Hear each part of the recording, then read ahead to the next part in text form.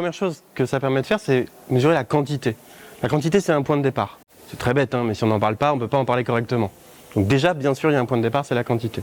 Alors la quantité, en tant que telle, est un sujet, parce que c'est quand on donne beaucoup d'informations à des gens et de façon répétée dans le temps, que les sujets peuvent infuser dans leur compréhension. Ensuite, par d'autres aspects, notamment de quoi on parle, les causes, les conséquences, les solutions, de quel thème, on a des aspects qualitatifs, quantifiés. En revanche, bien sûr, il y a encore des angles qualitatifs qui ne sont pas adressés aujourd'hui par l'Observatoire, qui sont plutôt dans les prochaines étapes.